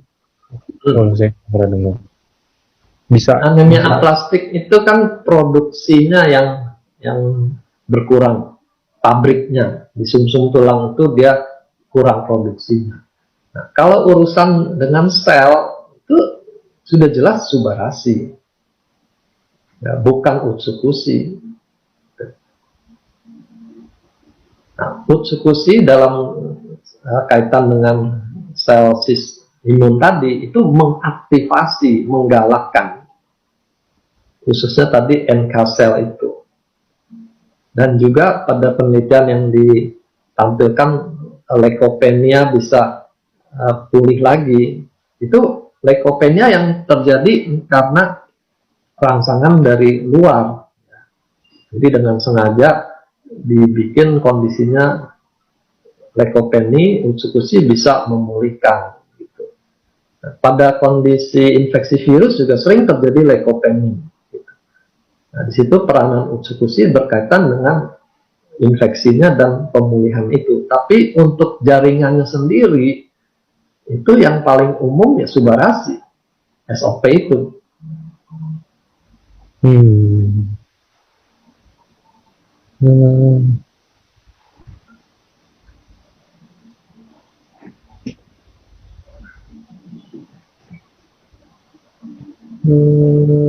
Sama-sama izin bertanya.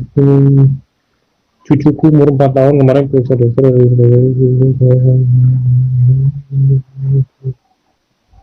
Oh iya, ini cucuku umur 4 tahun kemarin periksa ke dokter ada infeksi usus katanya.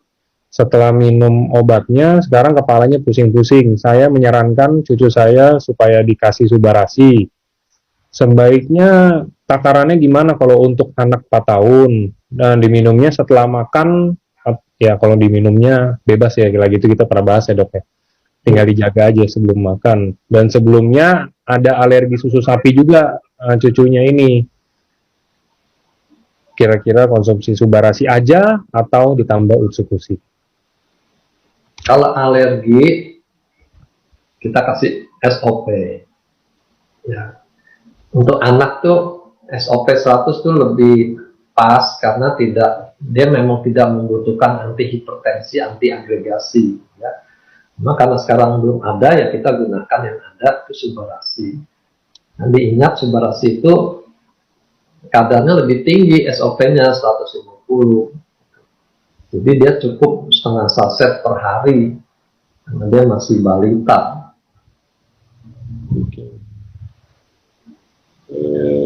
Dia belum perlu Utsukushi karena makanannya juga masih masakan dari ibu kan, belum jajan di warung, belum makan macam-macam, belum makan gorengan. Iya. Oke, jika perlu tapi masih ada juga pasien menderita kanker tapi ada jika ada pasien menderita kanker tapi ada juga autoimunnya, sebaiknya konsumsi mana yang lebih ditekan dok? Maksudnya yang lebih diperbanyak, apakah Subarasinya ataukah Utsukushinya? Tetap kita mulai dengan Subarasi. Kalau kita langsung dua-dua lalu autoimunnya bikin kekambuhan, kita menimbulkan masalah baru lagi, jadi 3 penyakitnya. Gitu. Toh untuk melawan kanker itu bukan hal yang berlangsung segera ya. Itu perlu waktu juga membangun sistem imun, memperbaiki jaringan. Jadi nggak usah buru-buru, tetap lakukan prosedur start low go slow itu. Nah, berapa slownya tergantung reaksi detoxnya bagaimana. Jadi nggak perlu coba takaran 1x1 1 minggu misalnya, nggak perlu seminggu kalau memang tidak ada detoxnya. Dicoba 1-2 hari tidak ada reaksi negatif, naikkan. Nah, Subarasinya kalau dia ada autoimun ya belakangan, sampai takaran SOP-nya itu 4x1 tidak ada reaksi, kita bisa tambahkan Utsukushinya. Ya, itu pendapat saya. Kalau orang lain tuh aman-aman aja, dua-duanya sekaligus masuk, ya syukurlah aman pada pasien yang itu. Tapi kan belum tentu aman pada pasien yang ada autoimunnya. Oke, ini dok, ada klien saya harus cuci darah, tapi dia nggak mau, hanya mau minum obat dokter. Kakinya udah bengkak sampai paha, tapi sejak minum Subarasi dan Utsukushi, bengkaknya itu udah turun sampai ke lutut, sekarang udah tinggal di pergelangan kaki. Menurut dokter, kalau dia tetap kekeh nggak mau cuci darah, tapi HB-nya rendah sudah naik, tapi kreatinin dari 11 jadi 14. HB rendah jadi naik. Nah, itu gimana? Apa tetap harus dicuci darah, dok? Indikator yang paling kuat itu angka itu estimated GFR-nya berapa. Itu menunjukkan kemampuan ginjalnya itu sisanya berapa. Orang normal kan itu bisa 90-an gitu. Kalau dia 30 itu sudah perkiraan dia tinggal sepertiga. Nah, kalau dia hanya 6 itu sisanya kan tinggal sedikit sekali gitu. Kita berlomba dengan waktu. Apakah pengeluaran racun dengan perbaikannya tuh mana lebih cepat? Gitu. Kalau lambat perbaikannya, racunnya keburu menumpuk, kan dia bisa merusak otak juga. Toksin-toksin yang tidak dibuang di ginjal itu. Jadi kita nggak bisa memperkirakan ini harus atau tidak, dilihat klinisnya. Nah, di sini dia menunjukkan perbaikan klinis, bengkaknya berkurang. Gitu. Lihat juga data-data labnya, terutama laju filtrasi glomerulusnya itu membaik atau tidak. Oke. Nah, ini ada pertanyaan ini. Dok, saya mau tanya, ada anak umur 7 tahun, tapi kolesterolnya kurang lebih 250. Dosis SOP takaran mungkin ya. Takarannya Subarasi berapa banyak yang harus dikonsumsi per harinya? Anak umur 7 tahun, kolesterol kurang lebih 250. Ya, itu berarti kondisi genetik ya. Memang dia bawaannya tuh ada kelainan di produksi kolesterolnya. Kita tidak bisa samakan dengan orang dewasa yang kolesterolnya naik karena gaya hidupnya yang buruk. Sama seperti itu diabetes tipe 1 pada anak-anak, tidak bisa kita samakan dengan diabetes orang dewasa. Tapi berupaya mah boleh saja. Ya. Jadi takarannya bukan melulu karena dia kolesterolnya tinggi, kita pakai takaran tinggi. Ingat, dia anak-anak. Kebutuhan anak-anak ya tidak sama dengan kebutuhan orang dewasa. Ya paling nggak separuhnya takaran orang dewasa. Kalau masih nggak cukup juga, berarti dia harus gunakan obat. Ya. Jadi obat itu jangan dimusuhin, jangan anti obat hanya mau produk nutrisi saja. Nggak bisa. Kalau memang dibutuhkan obat masuk, dia bekerja lebih cepat, lebih akurat, kenapa tidak? Gitu. Tinggal kita seimbangkan bagaimana supaya tidak terjadi efek samping. Nah, situ peranan menambahkan suplemen tuh supaya lebih seimbang cara kerjanya.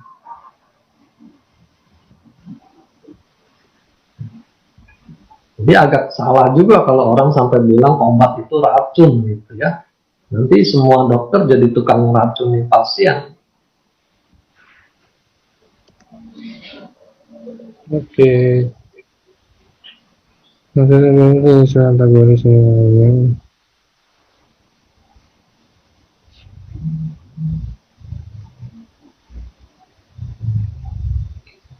Saya nggak bisa baca chatnya. Bisa sih harusnya, tapi kecil harusnya.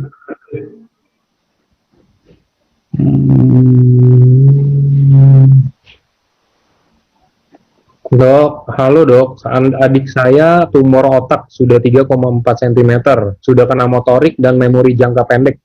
Udah sering pingsan, pengobatan herbal tidak ada hasil sama sekali, mau coba konsumsi Otsukusi dan Subarasi. Kira-kira kalau misalkan dari kondisi yang kayak begitu, per harinya berapa? Tumor otak itu problemnya berbeda dengan tumor di tempat lain.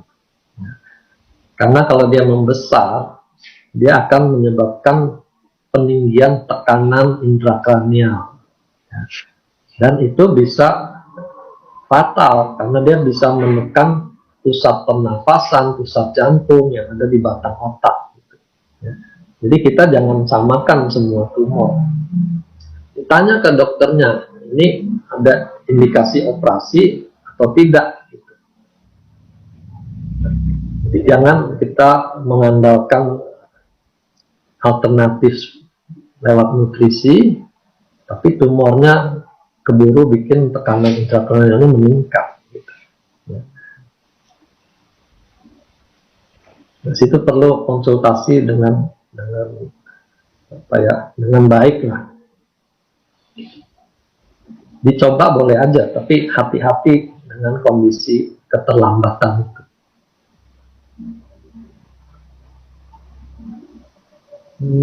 Mengingat Subarasi ada ekstrak dari tomat, apakah bisa untuk membantu gangguan prostat? Sama untuk semua organ. Dia meregenerasi semua sel termasuk prostat. Nah, sekarang gangguan prostat itu berupa apa? Kalau dia radang misalnya, kita perlu ada usus gusi ikut masuk karena ini berhadapan dengan infeksi, dengan peradangan. Kalau dia kanker juga kita butuh usus gusi. Tapi kalau dia hipertrofi karena usia tambah lanjut, itu subarasi yang menjadi bintang utamanya. Dia menyeimbangkan hormon juga, memperbaiki sel sehatnya. Nah, itu perlu satu atau dua macam, dilihat kondisi masing-masing. Oke.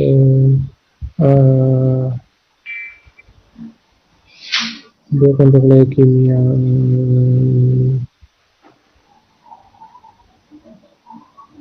Nah, ini yang tadi dok. Jadi suami umur 69 tahun, kreatinin 2 minggu lalu 2, EGFR-nya 3,3, minum SOP 14 hari, sekarang kreatinin 2,1, EGFR 3,1.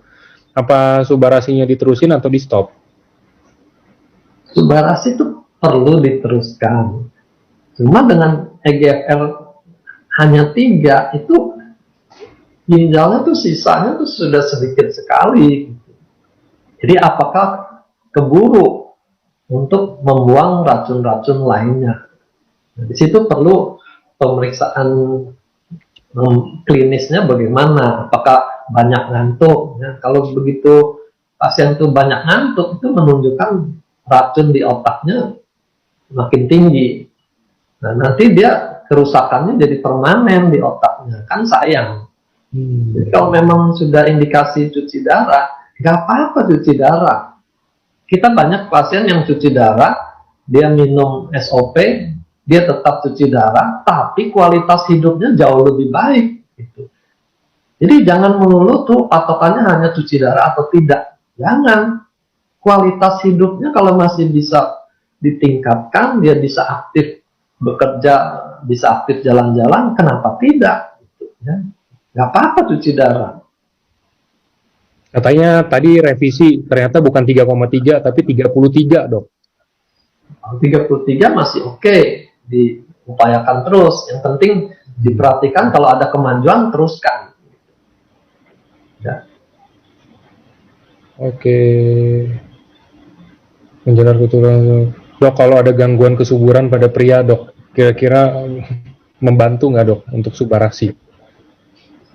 Ya, nanti dilihat lagi itu gangguannya seperti apa spermanya kurang banyak, kurang aktif. Nah, itu kita masih bisa harapkan karena subarasi kan memperbaiki sel-sel. Jadi pada program yang pasangan untuk hamil kan juga dua-duanya kita berikan. Prianya minum, wanitanya minum, karena kita berharap semua selnya diperbaiki, kualitas sperma, sel telurnya juga jadi lebih baik. Oke, dokter saya operasi kanker payudara dan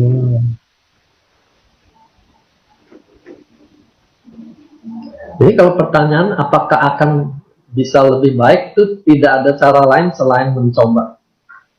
Oke. Subarasi setelah satu tambahan dok, saya ada minum subarasi 1x1 hanya setelah makan, tapi setiap itu ada efek mual setiap kali diminum. Apa harus stop atau gimana ya dok? Subarasi memang bisa bikin rasa begah, ya. Kalau mahnya tuh sensitif, dia akan alami itu. Itu tipsnya aja, tip and triknya. Kalau dengan satu saset langsung dia mengalami efek tidak enak, minumnya sedikit demi sedikit. Jadi habis makan, minum sebagian, nanti setelah setengah jam, 1 jam, minum lagi. Pokoknya disesuaikan supaya mahnya tidak menolak. Jadi ini program jangka panjang. Jadi kita sekali lagi tidak perlu buru-buru untuk mencapai takaran tinggi. Yang penting dia bisa adaptasi, dikonsumsi sampai takaran yang dibutuhkan dan jangka panjang, minimal 3 bulan. Oke.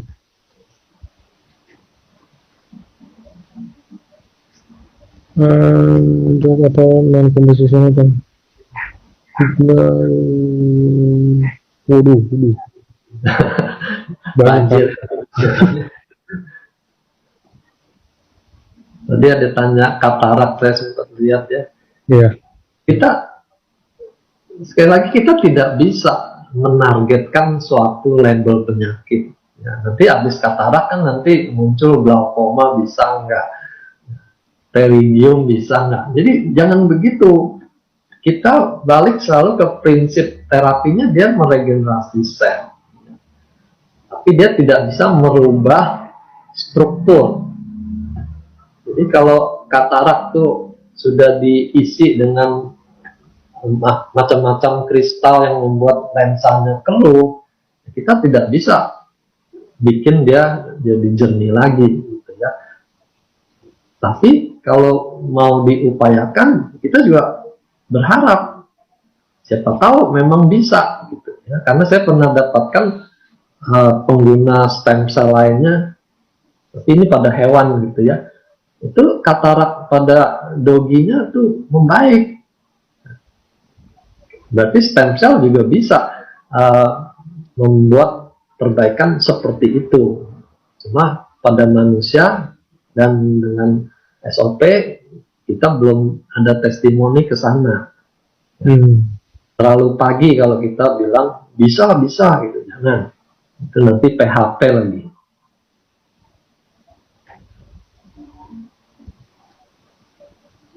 Oke, soalnya sambung usus karena suhu seseorang pada kantongan dengan Saya bisa bahas saya. Dok, apa benar pada box garasi kan ada mengandung stevia? Apakah benar stevia itu meningkatkan resiko efek negatif terhadap orang yang sedang pengobatan jantung, ginjal, dan bahkan kanker?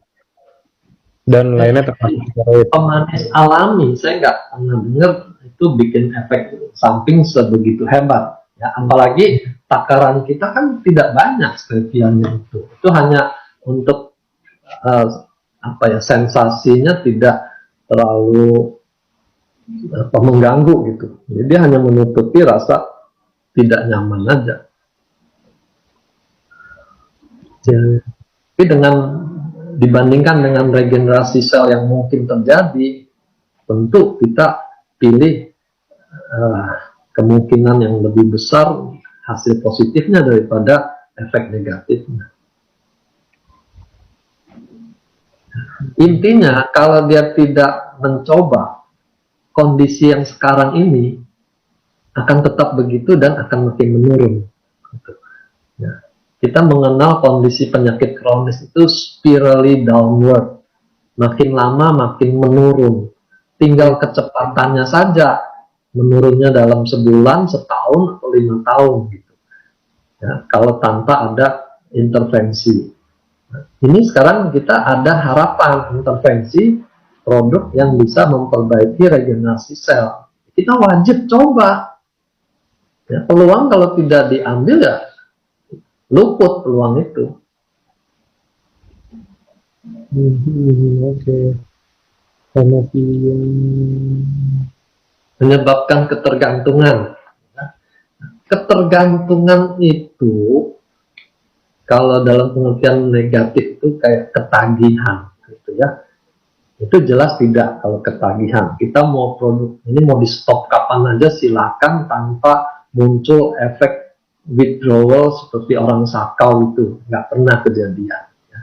Tapi kalau ketergantungan dalam arti ini sudah bagus nih, kalau saya stop mundur lagi nggak? Ya mundur lagi lah, kan kita degenerasi berjalan terus. Usia tambah terus, otomatis kita mundur. Ya. Produk ini kan mensupport untuk melawan efek degenerasi itu. Gitu. Nah, apakah harus menggunakan produk ini terus? Ya nggak harus. Kalau dia punya gaya hidup, punya bahan makanan yang punya efek sama meningkatkan regenerasi sel, bisa aja diganti gitu. Atau dia ketemu produk lain yang juga bisa bikin regenerasi sel, ya silakan gitu. Jadi ketergantungannya seperti itu. Biasanya orang kalau sudah maju dan dia mengingat kondisinya waktu sakit, orang akan teruskan pakai.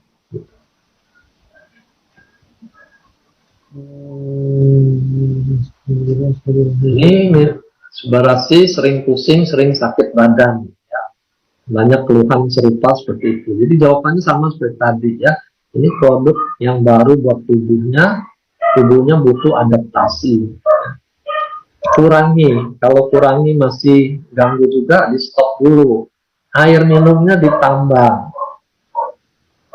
Lalu jangan lupa sayur dan buahnya, karena itu juga bahan detox alamiah.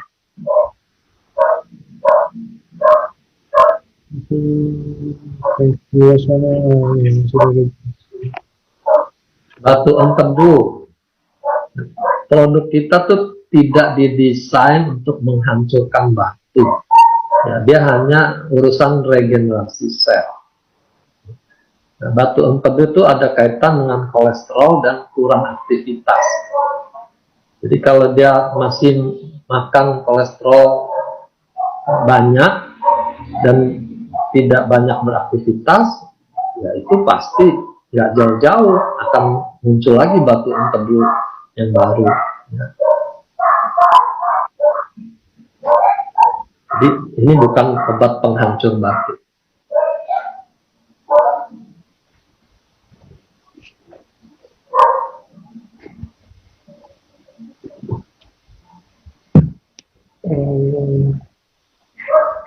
Tapi yang antagonis apa ya? Ini saya nggak bisa baca chat di sini, kenapa? Ini yang antagonis. Ini tadi dokter bilang bahwa tidak mau sifatnya antagonis dengan obat-obatan. Maksudnya jangan benci obat gitu ya dok ya? Ya. Seperti imunosupresan. Lalu bagaimana dengan yang masih rawat jalan dengan obat-obatan tersebut? Bagaimana pendapat dokter kalau kondisinya begitu? Saya penderita SLE. Saya sekarang konsumsi SOP Subarasi. Dulu memang sempat SOP 100, tapi tidak memiliki perubahan signifikan, hanya meningkatkan nafsu makan. Sendi bengkak dan nyeri saat konsumsi SOP 100, sistem kerjanya bagaimana? SOP terhadap autoimun, targetnya kemana dan bagaimana? Pertanyaannya itu dok. Tadi di slide saya sudah jelaskan ya. Jadi kalau untuk autoimun yang terutama kita SOP. Ya. Bagaimana dia bisa memperbaiki alergi dan autoimun itu kita tunggu penelitian para ahlinya di bidang imunologi. Kita hanya mendapatkan fenomena memang pengguna SOP testimoninya itu membaik alerginya, alergi yang lebih cepat bereaksi. Lalu autoimunnya juga jelas klinisnya membaik. Ya. Nah, kalau secara teori kita hanya bisa kaitkan itu dengan peran regulator T-cell yang memang tugasnya itu mengerem fungsi imunologis jangan sampai kebablasan. Gitu. Jadi mungkin pada alergi dan autoimun fungsi regulator T-cellnya ini kurang baik. Gitu. Dan SOP lewat regenerasi selnya mungkin dia membuat regulator T-cellnya itu lebih berperanan, lebih aktif, makanya bisa terjadi perbaikan klinis. Itu yang saya bisa pikirkan saat ini. Ya. Oke, ini ada yang tanya, bagus dok, pertanyaan tapi ke saya, dia nggak keluar ke yang lain. Halo dok, mau tanya, ayah saya Parkinson, 6 tahun yang lalu ke Penang, dokter di sana bilang udah nggak ada obatnya, hanya ada cara untuk memperlambat penurunannya. Sekarang sudah 2 minggu minum Subarasi dengan takaran 2 kali 1. Puji Tuhan progresnya sangat banyak. Saya mau tanya, berapa lama dosis 2x1 ini boleh dipertahankan? Apa mungkin nanti setelah 1 bulan saya boleh turunin atau gimana, Dok? Usianya berapa? Nah, usianya belum. Mungkin bentar lagi dia pasti jawab. Banyak kan Parkinson sih usianya udah mulai lanjut ya, karena itu termasuk degeneratif. Nah, dengan 2x1 bisa membaik itu sudah sudah takaran yang minimal itu. Ya, jadi kalau diturunkan, saya Usia 60, Dok? iya 60 lagi. Saya sarankan kalau dia bisa baik dengan 2x1, ya teruskan saja, jangan diturunkan. Ya, kita ambil prinsip tim basket tuh, don't change the winning team. Gitu ya. Kalau sudah lagi menang posisinya, jangan ganti anggota timnya, ya, teruskan aja. Oke. Ini ada yang tanya, ini udah dijawab tadi ini dari Ibu Susanka. Yang sebelum operasi jantung bypass yang tadi kita bahas pendarahan, Dok, encer-encer darah mau operasi gitu. Nah, tadi udah dibahas, Bu. udah dijawab sama Dokter Wijaya tadi. Kalau ngikutin ya, mungkin tadi sempat keluar terus baru masuk lagi. Ya, minimal 3 hari. Kalau mau ikuti 7 hari lebih aman, silakan. Kita prinsipnya cari yang aman. Oke, itu makanya rokok yang gigi berlubang, kenapa? Iya, teman saya kanker usus, saya baca itu ada yang tanya rokok gigi berlubang konsumsi, mungkin karena konsumsi itu kali. Nah, saya perokok dan ada gigi berlubang, saya konsumsi Subarasi dan Utsukushi 1x1, di hari keempat gusi saya bengkak sampai hari ini hari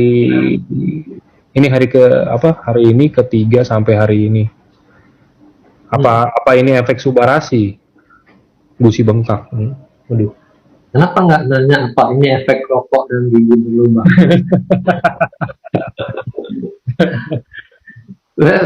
Heran juga gitu, kenapa produk yang selalu disalahkan.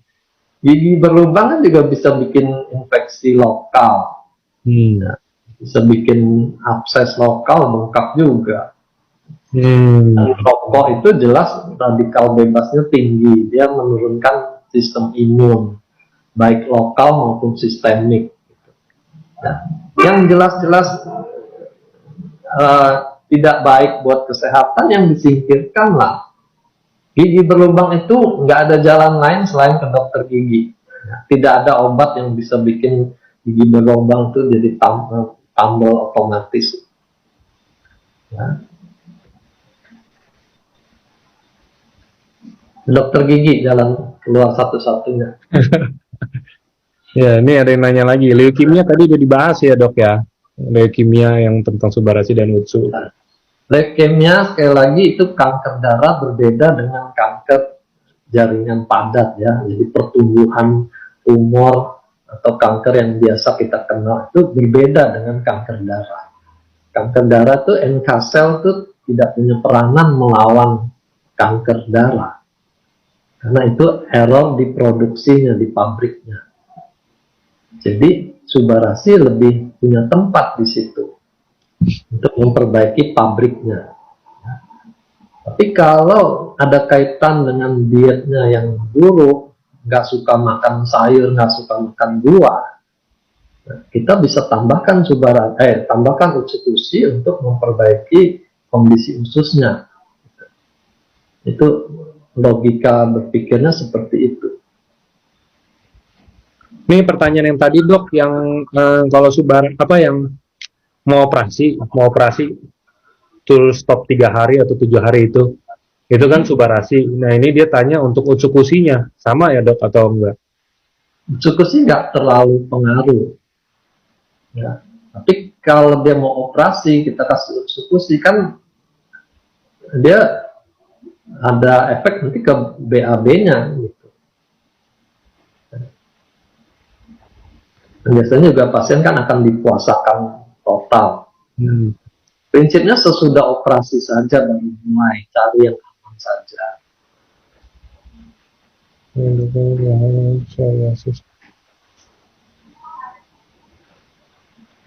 Tadi ada sepintas mengenai kemo, sedang kemo, apakah produk ini diteruskan atau enggak. Ya.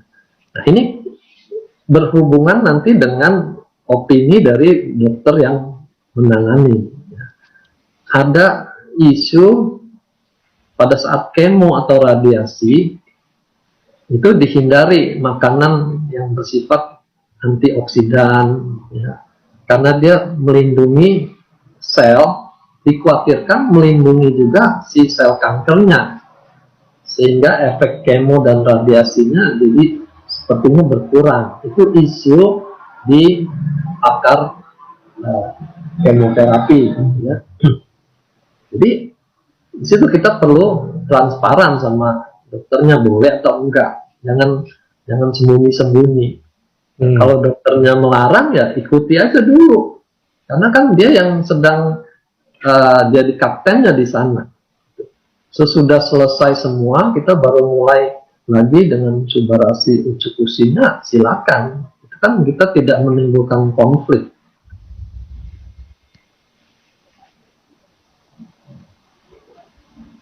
Dok, ini ada yang tanya, gimana pendapat dokter untuk konsumsi SOP Subarasi cuman sepertiga saset karena alasan ekonomi? Tergantung tujuan ya mungkin dok ya? Sepertiga saset. Iya. Nanti itu kalau kita bandingkan minum susu, orang mestinya segelas, dia minumnya 1 sendok gitu. Kan efeknya jadi kurang juga. Cuma bagaimanapun sepertiga itu masih lebih baik daripada dia tidak minum sama sekali. Itu prinsip di nutrisi seperti itu. Oke.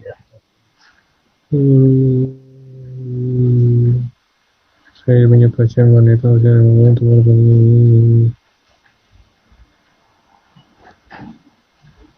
ada pasien wanita usia 50 tahunan punya tumor pada tulang punggung.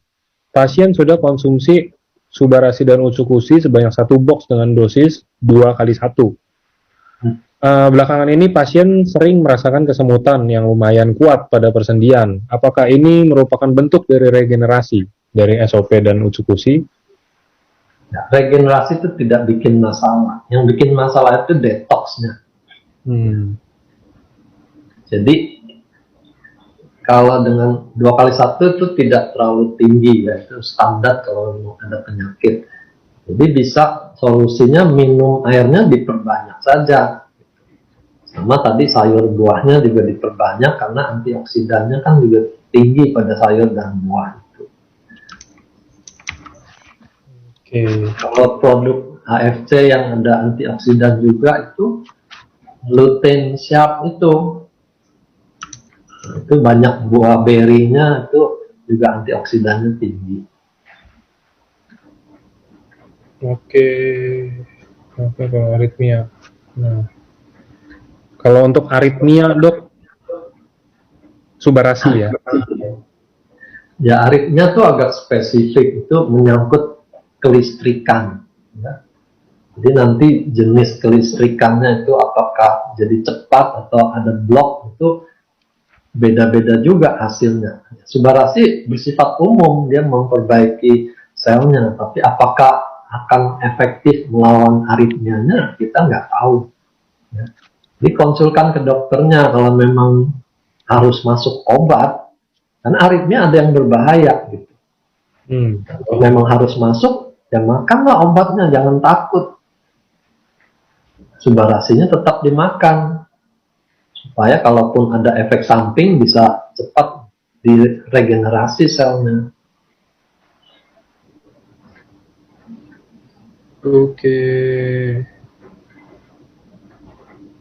Oke, ini kita cari 3 pertanyaan terakhir ya dok ya. Nah, itu epilepsi, ada pertanyaannya. Epilepsi. Epilepsi itu setiap kali dia serangan itu ada sel otak neuron yang rusak. Kejangnya makin lama makin banyak sel yang rusak. Jadi kalau pertanyaannya apakah perlu Subarasi, jelas perlu. Kalau enggak akan makin rontok sel neuronnya, makin buruk keadaannya. Ya, dia perlu epilepsi perlu subarasi. Apakah epilepsinya akan hilang? Kita tidak bisa jamin, karena kerusakan yang sudah ada berapa banyak kita tidak tahu. Ya, tapi dia wajib untuk ditolong. Obat kejangnya tetap dilanjutkan. Obat anti epilepsi itu efeknya ke liver. Subarasi juga akan membantu livernya supaya regenerasi. Gitu. Ya, itu pemikiran holistik itu di sana. Silakan obat yang memang harus masuk. Tapi kita imbangi dengan regenerasi supaya kerusakan tidak terjadi di tempat lain. Oke. Dok mau tanya, usia 56 tahun, ada diabetes, darah tinggi, gangguan ginjal, belum pernah cuci darah. Untuk tahap awal, baiknya konsumsi subarasi itu berapa banyak dulu, dan apa perlu ditambah Otsukushi untuk bantu detox? Ya, jadi tahap awal selalu kita mulai hari ini 1x1 diobservasi dia ada gejala yang tidak menyenangkan atau enggak. Kalau tidak ada, besok dicoba 2x1. Sama, intinya observasi detoxnya mengganggu enggak. Kalau terjadi efek detox, jangan dinaikkan dulu. Ya, minum air, kalau minum air dia masih hebat, turunkan lagi takarannya. Kalau begitu banyak, kemungkinan dia butuh 3x1, 4x1. Otsukushi bisa ditambahkan karena penyakitnya banyak, kemungkinan di ususnya juga bermasalah. Ya, dibantu detoxnya itu cukup 1x1 atau 2x1. Ya, jadi berbeda kalau menghadapi kanker, Otsukushi tentu lebih tinggi, 4x1 sampai 3x2. Ya. Oke. Kalau hanya detox cukup 1 sampai 2 saset per hari. Oke. Kayaknya kalau dari saya cukup segitu aja sih dok. Gimana? Ini private. Udah pertanyaannya udah sama lagi soalnya beberapa. Mungkin ke saya sorry dulu ya kalau yang nggak bisa terjawab ini kan karena sekali keluar kan tadi dokter Wijaya juga lihat sekali keluar langsung ke bawah banyak begitu, makanya saya juga pilihnya sampling. Nah tapi tenang aja, ini nanti ada rekamannya, mungkin kalau misalkan belum sempet terbaca, belum sempet kejawab pertanyaannya, mungkin nanti bisa, kan nextnya pasti ada dokter Wijaya lagi. Ini rekamannya nanti ada di Facebook, ada di YouTube ada. Nanti pasti dipantengin terus aja YouTube-nya EFC sama Facebook Life Science. Nah, ada pertanyaan satu, menghilangkan lemak di mata ya. Ini mirip-mirip dengan menghilangkan perkapuran di sendi misalnya. Kalau kita bayangkan, kalau produk ini bisa menghilangkan lemak di mata, nanti dia menghilangkan lemak di tempat lain bagaimana? Kan repot juga kita. Sama, menghilangkan perkapuran di sendi. Nah, kalau perkapuran di tulang ikut menghilang bagaimana? Jadi tentu tidak begitu cara kerjanya produk ini gitu ya. Dia tidak didesain untuk gangguan lokal berupa pertambahan lemak dan tulang itu, kapur itu. Nah, itu mesti pakai cara lain. Oke, itu aja. Oke, siap. Thank you dokter kalau gitu buat waktunya hari ini. Thank you teman-teman semua.